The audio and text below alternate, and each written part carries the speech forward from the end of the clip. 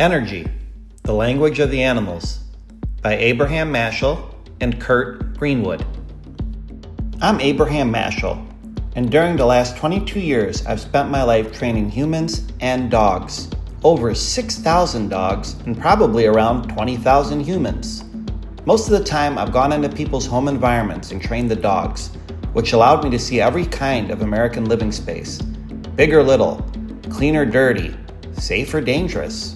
On occasion, I've also trained dogs outside their home environment in doggy boot camps at various training facilities. One thing that I've always noticed is that no matter the environment the dogs are in, the people inside the environment are the things that truly determine the behavior of the dog. The environment could be 10,000 plus square feet with every single creature comfort, and the dog could have massive behavior issues.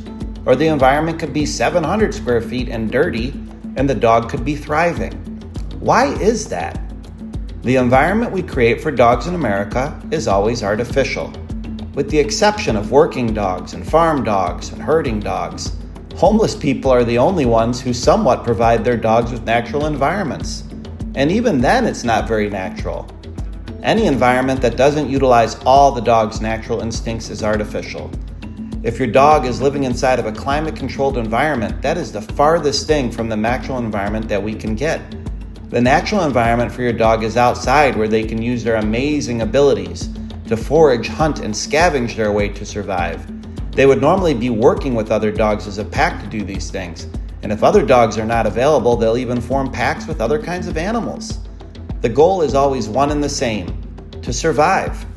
During these activities, dogs burn incredible amounts of energy. Ever wonder what happens when a dog doesn't burn enough energy? Most American dog owners don't need to wonder, as most of their dogs' problems will stem from lack of exercise. Exercise is always the first thing a good dog trainer will check. If that is lacking, then nothing else will matter. Who controls that exercise in an artificial environment? The dog owner does. Even when so many other things are going wrong in the dog's environment, exercise can massively help improve the behavior of your dog. This is so vital. After exercise, what is the most important thing a dog owner can have to create a good environment for their dog? The most important thing is the energy of the owner. And that's what this book is all about. What does that mean? And what is the best and worst energy to have when it comes to having a dog in your completely artificial environment? As my dog training business thrived and grew to dozens of locations, I realized that I could no longer do everything myself. I needed like-minded, reputable experts who could help me train and mentor all of my franchise locations. The problem with the dog training world is that it is filled to the brim with an awful lot of snake oil. Trainers who use shock collars to electrocute a dog into submission. Trainers who pump the dogs full of tasty treats to bribe dogs into specific behaviors. And even trainers who claim to create the rules for dog training without any scientific peer review or understanding of other pack animals. Approaching someone who didn't have any of the above was not an easy task. But then I finally connected with Kurdt Greenwood out of South Africa. Kurdt grew up on a farm in South Africa, and at a very young age was handling highly venomous snakes and all sorts of dangerous animals. It didn't take long for the world to notice, and Kurdt ended up becoming the youngest African to get a TV series on channels like Animal Planet, Discovery Channel, and BBC. Kurdt also has incredible videos on his YouTube channel that have gotten millions of views over the years. When I first spoke with Kurdt, I immediately knew this would be the man for the job. He brought a level of knowledge and skill that no other dog training company could ever dream of, and he does this in a way to teach people with no ego involved. Bringing Kurdt into my dog training franchise has been the best move I've ever made when it comes to teaching and leadership. Kurt's knowledge is not only with the dogs, but all animals. He will explain to you that the origin of the dog is the wolf, which is also related to the fox and the jackal. And then he will encourage you to study the wolf, the fox, and the jackal so you have a better understanding of dogs. He'll talk to you about all other pack animals like hyenas and lions, both of which he's raised and interacted with in the wild. Kurdt will also explain that when interacting with all animals, the energy the humans have is vital for a safe and proper interaction. Calm and confident energy is the only way Kurdt approaches any animal. The icing on the cake was bringing Kurdt to America in late 2024 to experience my business firsthand. He shadowed me and other franchisees on in-home lessons and boot camps. This allowed him to truly dissect the issues Americans face when raising dogs. I will share what I have learned from Kurdt in this book, and even share some close call stories from Kurdt, which will be available on the YouTube version of this book. Chapter 1: Human Emotions versus Animal Emotions. One of the biggest strengths and weaknesses humans have are emotions. For instance, if someone is crying, you know they are most likely sad and upset, which could lead to your emotion changing to sympathize with them. Or if someone is mad and yelling, you may steer clear of them. Emotions are a great way to read energy. Many studies have been done on human emotions, and most research would agree that humans have 27 different emotions, with 6 primary categories for these 27 emotions. The primary categories are love, joy, surprise, anger, sadness, and fear. A secondary emotion of love is affection, and a secondary emotion of anger is rage, and so on and so on. But what about animals? That depends on the animal. Dogs, for instance, show the 6 primary categories, but do they also show or understand all the secondary emotions? What human emotions do they understand, and what human emotions don't they understand? In my experience, dogs do not respond well to emotional extremes that humans can sometimes display. Specifically, breeds that are more protective will pick and choose a human member of the pack they will guard against human emotional extremes, whereas other less protective breeds will cower and hide during emotional extremes. The dog's reaction to these outbursts show they understand the emotional situation they are in. And like humans, depending on the temperament of the dog, you will get a reaction that can go in a wide variety of ways. Other animals display a much wider array of emotions. Elephants show mourning after the loss of a loved one. Orcas and dolphins show playfulness and loneliness. Depending on the intellect of the animal, you can see a wider variety of emotions. But nothing really compares to the human level of emotion. Kurdt Greenwood believes the only thing that can truly compare to the human level of emotion in the animal world would be primates. They use body language and facial expressions to show a wide variety of emotions, like humans. The animals with lower levels of intellect will often make up for it with instinct. Their instincts have allowed them to thrive and survive on Earth for millions of years. Animals like crocodiles or great white sharks may not have many emotions other than creating fear for humans, but have incredible instincts that enable them to take advantage of any situation they find themselves in. The more you dig into the subject of emotions in the animal world, the more you will see that a vast majority of them have a wider variety of emotions than you could ever imagine, and even use these emotions to thrive and survive. Which brings us to the core topic of this book: energy. Do you know what energy is? Emotions plus intentions equals your energy. Chapter 2: The best kind of energy for interactions with animals. Many times over the years I've been asked a question: what makes someone a good or bad dog trainer? There are several layers to this question, but the most important component of this question is the temperament of the human being who wants to be the trainer. I don't care if they've handled dogs or animals their entire life, even though that can help. What I look for is the person's energy. Are they a calm and easygoing person? Are they competent when attempting to complete a task, whether they're good at it or not? Are they second-guessing every decision they make? Do they talk too much or talk too little? Are they a happy person or a sad person? Are they honest or dishonest? The best kind of person for the job will always display calm and confident energy. That's what dogs are drawn to. They want that in a pack leader, and if you don't provide that level of leadership, you will almost always face a dog that isn't very balanced and can display behavior problems. Every single animal's main instinct is always survival, and they look for things that will help them accomplish exactly that. Specifically, pack animals have a natural inclination to follow such energy. The best energy for all animal interactions is calm and confident. Let's discuss this further and break it down into the details a bit.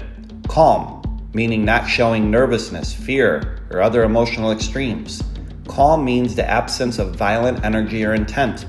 It also means not to show affection for no apparent reason. The animal must never feel like you're there to cause harm in any way, shape, or form. For dogs, this is even more important. because most humans come rushing in with massive amounts of emotional extreme to greet a dog they've never met. Calm means being in the environment with the animal and not causing any disruption to what it is doing naturally. Don't block its path. Don't approach it or its offspring. And last, but never least, don't try to get that perfect selfie. Kurdt Greenwood's experience in this area is massive, and Kurdt also strongly believes you must be very patient, especially interacting with wild and possibly dangerous animals. Let's hear from Kurdt on the level of patience he has needed in order to interact with some of the planet's most amazing animals. One of the greatest lessons I've learned in life is patience when working with wild animals. I was filming for National Geographic, spending more than 2 months out in the African wilderness, following this lone female cheetah through the thick savanna bushveld, and she was the first female cheetah to be introduced back into this territory. I had to follow her for days. She didn't know humans. She was darted and brought into this territory, so I had to be incredibly patient. I couldn't push myself too much, and I had producers that wanted a good shot, so I had to follow this cheetah every day, and by the end of the day I had to deliver this good footage. I couldn't get it at first. It took me about 2 weeks for this cheetah to gain my trust. And the way I did that was with extreme patience and persistence. I would follow her, but I would give her space continuously. I wouldn't force myself too quickly. And I learned quickly to adapt to her behaviors, to her energy, the energy that she puts off. You could feel, she would let me know, I don't want you to come close today. And I would give her that patience. I'd step back. I'd go home at the end of the day and tell the producers, listen, I couldn't get the shot today. Trust me, just give me a week or two. I just need to spend a bit of time with her, and once I get the patience thing followed up, I will get her trust. And once I get that trust, that's when I can get that ultimate footage. So I'd follow her day in, day out, slightly getting closer and closer every time. She would go like, oh, what is this guy doing eventually? She'd look at me and think of me almost like a nuisance, not as a predator. But at first she was worried, what is this guy doing? They obviously know that humans could be dangerous. But after 2 weeks of spending every single day, get up at 5 in the morning, spend the whole day with her, and then go back in the evening, sleep, get up the next morning and follow her again. After 2 weeks of doing that, finally my patience paid off, and she would allow me to get really close and get those ultimate shots that I needed to fulfill my job application with National Geographic. And I did that by following her and giving her the opportunity to decide when she will allow me to come in. So that's very important. No matter what you do with any wild animals, it's always to focus on what you're doing and to be very patient. Look at what their body language and what their energy is, and then you can approach. And with time, there will be a trust development between the two of you, and then you can get closer and form that relationship. My relationship with her ended with me getting some of the best shots, her giving birth to 2 little babies at the end of all of it, and me being almost 5 meters away from her. So from being 100 meters away from her to being able to get right up to 5 meters close to her was an ultimate experience, and it taught me a valuable lesson, which is patience. As you can see, in addition to being calm and confident, it is also very important to be patient, especially dealing with wild animals or ones that you've had limited interactions with. Chapter 3, the worst kind of energy when interacting with animals. As important as it is to have the right energy when interacting with animals, it is in some ways more important to be sure you don't have the wrong kind of energy when dealing with animals. For dogs, there are a wide variety of human emotions and energy that I think are detrimental to having a balanced relationship. For instance, and almost every American dog owner is guilty of this, a person who gives constant affection for no apparent reason can create havoc for their dog's behavior and never really know or understand why. Pack animals, and especially the pack leader, must use affection wisely and in some ways strategically to help gain control and guide the pack. Excessive affection or affection without reason will confuse most dogs and cause them not to understand a desired behavior versus one that is not desired. Affection is an important tool, and for many dog breeds, your approval and affection is needed in order for the dog to be fulfilled, but it should always be used appropriately. As bad as it can be to give constant affection, that is not the worst thing when it comes to energy and animal behavior. Another issue for dog owners can be anger. Anger toward your dog can only be used at exactly the right time and should never be excessive. Depending on the breed and temperament of the dog, anger must be used correctly or it will backfire, especially when you're combining anger with excessive punishment. Anger should always be justified. Pack animals never use excessive punishment to correct any behaviors. Matter of fact, The biggest punishment a pack member might receive will normally not involve anything physical. It could be no food for a few days, or the worst punishment would be removal from the pack. Removal from the pack is almost a certain death sentence to animals in the wild. So what is the worst energy? The worst energy for interacting with animals is fear and nervous behavior. Specifically, for any predatory animal, fear and nervousness will feed their instinct that you're a prey item or have ill intent in some way. All animals in the animal kingdom react differently to fear and nervousness though, and it won't always lead to you being attacked or eaten. My experience with dogs on this subject has varied greatly, but one thing that has remained the same is that fear and nervousness will never help the situation. Fear and nervousness shown towards an aggressive dog will lead to the trainer being bitten or lead to the dog never changing its behavior. Fear and nervousness on the walk because the dog is pulling can make the dog want to pull more. Fear and nervousness can also lead to pack animals as viewing you at a lower rank within the pack and cause you to lose the respect or trust of the other pack members. The bottom line is that sort of energy normally brings out the worst in the animal, or it can lead to them avoiding you. Let's see what Kurdt has to say on this subject and how important it is for him to never display fear or anxiety when working with animals. It's very important when working with animals, whether it's wildlife or domesticated animals at your home, to be calm and confident. Your energy is so important. To be fearful and anxious never works. So throughout my career, 20 plus years of working with some of the deadliest snakes, sharks in the oceans, hippos in the rivers of Africa, crocodiles, lions, pack animals, farm dogs, you name it, I always apply one very important thing, and that's being calm and confident. The energy that you put off when working with an animal, even if you lack a little bit of experience, that calmness that you have over you, it can help you quite a bit.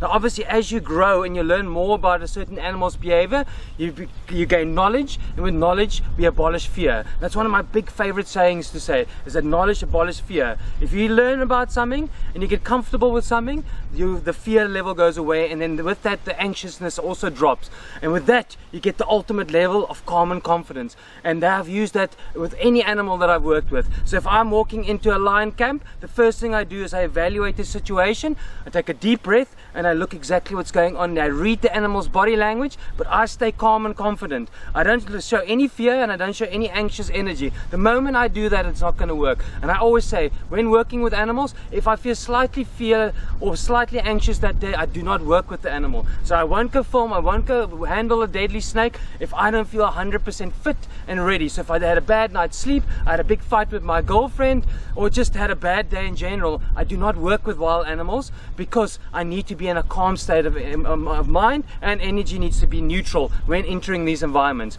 So always remember, calm and confident, and that fear and anxiousness will never work, even when working with your domesticated animal. Learn about the animal that you want to keep or work with, or that you keep at your house, and with that knowledge that you gather, you will abolish the fear, and then you can work with almost any animal in the world. It's not a particular gift or skill that I have, it's just that I've put in the hours. And when you put in the hours and you have that calm and confident energy, you can work with any animal. As you can see, fear and nervousness when working with all animals can be very detrimental and possibly fatal. Reactions will vary depending on the type of animal, but all reactions that come from fear or anxious-based energy are negative ones. Chapter 4. When your energy doesn't matter. There are certain conditions when your energy will not matter or make any difference. Let's discuss these. Injury. An injured animal can be unpredictable and agitated. If the injury is severe enough, the animal's fight or flight instinct may only be able to fight instead of flight. Extreme elements. An animal that's living in extreme weather conditions can display unpredictable behaviors as well. Excessive heat, cold and drought conditions are some examples of these extremes. Starving. A starving animal is a desperate animal. Desperation will lead an animal to do things it would not instinctively do to survive. Predatory animals may attack and eat things they wouldn't normally prey on. Mother protecting offspring. This is ingrained in nearly all animals and a way to protect and carry on the lineage of the animal. Cornering. If you don't allow the animal a way out, they have no other choice than to attack. Always providing an obvious escape path for the animal is important for your safety. Opportunistic hunters. Many animals are instinctively opportunistic. This means if an easy target falls into their path, they will almost always act upon it, whether they're hungry or not. Dogs are scavengers, so if they see you drop food on the floor, they will almost always pick it up. Genetics. Inbreeding can cause mental health issues for animals. Normal instinctive behaviors will not be apparent in these types of animals, making them unpredictable and often dangerous. Chapter 5. How to change your energy. Kurdt has a saying, only knowledge can abolish fear.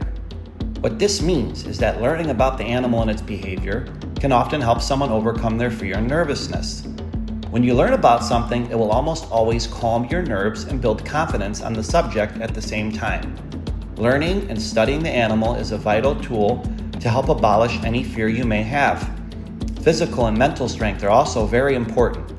Animals read humans through their energy and body language. If you carry yourself with confidence and stay in good physical shape, you are much more likely to get a good reaction from nearly any animal in the animal kingdom.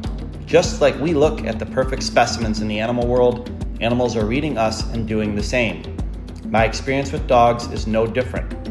Dogs are constantly looking for the weakest links inside of the pack. Maybe it's a 2-year-old who drops food everywhere and the dog knows to follow them around for an easy treat. Or maybe it's the pushover mom or dad who lets the dog pull them up and down the street on the walk. The dogs know who and how to get away with things on the people who allow it. When it comes to animal behavior though, the best medicine will always be hands-on experience. The more time you spend with the animal, the more you will learn its behaviors. Kurdt and I are big advocates for spending as much time with whatever animal you're interested in and observing its behaviors. If it's safe and possible, we both also recommend eventually handling the animal. It is now bonus material time. Kurdt will share his 3 closest dangerous encounters. Let me tell you about my 3 closest encounters with wildlife and how important it was for me to stay calm and confident throughout this process. My first one takes me to the ocean. Now I love diving, I love filming underwater, and I love spearfishing. Now I spend most of my life in the ocean. I live 5 kilometers away from the ocean, so I'm very comfortable diving up to down to the depths of 20 meters. So I spend a lot of time out there, spearfish a lot. Normally when you shoot a fish, you float your fish up at the top of the water with a line, and it's got a little float buoy. Now, on this particular day, I didn't bring it with because I'm so comfortable diving and swimming. I decided I was going to clip the fish that I shot onto my weight belt. Now, that is not a very clever thing to do, and a lot of divers will tell you never to do that. And you're also not ever supposed to dive alone. I was alone on that day as well. Now, where I live in southern Africa, in the particular region, Plettenberg Bay, there's a lot of great whites. And especially the younger great whites are very curious, and they'll come and check you out and they move away. I've got a spear gun, so normally if they bother me, I just poke them with the tip of the spear and they move off. They don't like the touch of the cold steel on their nose. On this day I was quite successful. I shot a big mussel cracker. I clipped it and it was dangling between my legs as I'm swimming. The next moment a young, I'd say 2-meter great white, still a youngster, comes out, and he can obviously smell the blood from the fish draining between my legs, and he came and he tried to take a chunk from behind. So the shark will swim around and then come circle and then disappear in the murky water. I'm looking, I'm turning, and the next moment he darts in and he grabs a piece of the fish, and it's right here between my legs. And if he was only 20 centimeters to the left, he would have taken a chunk out of my leg. And out there and that kind of isolation, one bite from those razor sharp teeth, I would have bled out. So I had a rude awakening that just letting my guard down once and just getting too comfortable in a certain environment almost cost me my life that day. So from now on, I always follow the protocol. Protocol is very important. Make sure I've got my float, make sure I've got someone that's around or close to me, and make sure I respect all the animals around me, even though I've worked with them so many times. It takes one mistake. You've got one mistake and that's it. So that was a very close call, and I learned a very valuable lesson in that one. The second one was working with a Cape Cobra. Now I rescued this cobra that got injured. So I had him at my house in a plastic tub, with those clip-on lids that you get. And he was about ready to get released.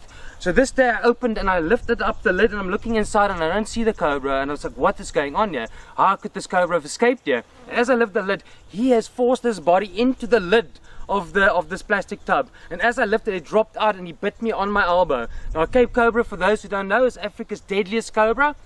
The bite is almost equal to that of a black mamba. So we're talking about a tiny amount of venom can kill an adult. In one cobra's head, there's enough venom to kill 10 grown adults. He bit me on the elbow. I had 2 people around because we were going to film the release. So they rushed me to hospital. Hospital is about 30 minutes away. driving there, I was convinced I was going to die. I could feel a slight tingling.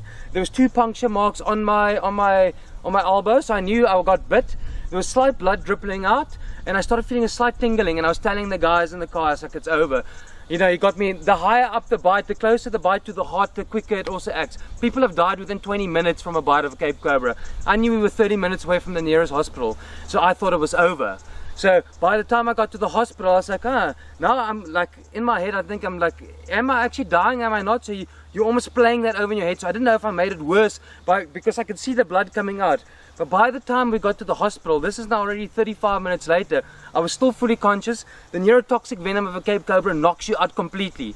So you eventually can't breathe anymore and you slip into a coma. So I was still fine, I was still functioning. So then when we got to the doctor, they said sometimes there can be a delay in the venom. So they kept me for about 6 hours and nothing happened.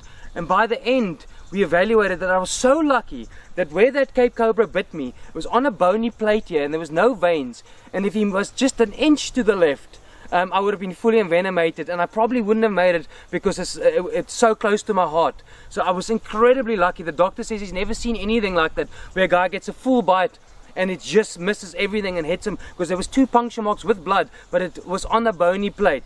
And I also learned another thing, is that I was in a rush. Once again, I got comfortable, too comfortable, and you get displacent. And that's the lesson I learned there. Now when I remove a snake, I make sure I flip, if I lift that lid up and I don't see anything, I tip the lid upside down.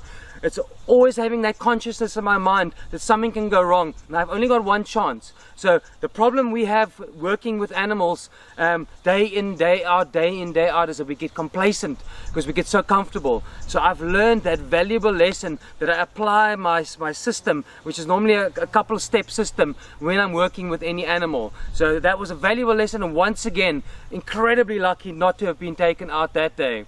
And then my final one is filming that cheetah movie. I was following Sabella, this miracle cheetah that was the first time she's been reintroduced into this part of Africa for 150 years.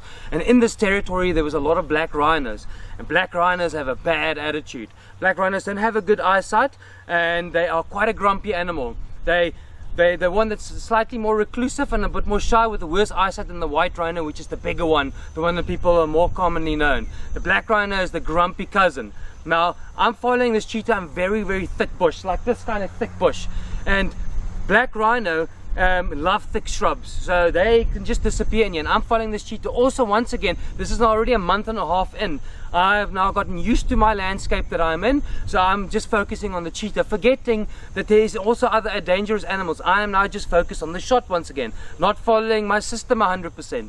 And on this particular day, I was tracking the cheetah, following her tracks, going into thicket like this behind me, and the next moment a giant black male rhino charges at me, full speed. I had to run and dive into thorns.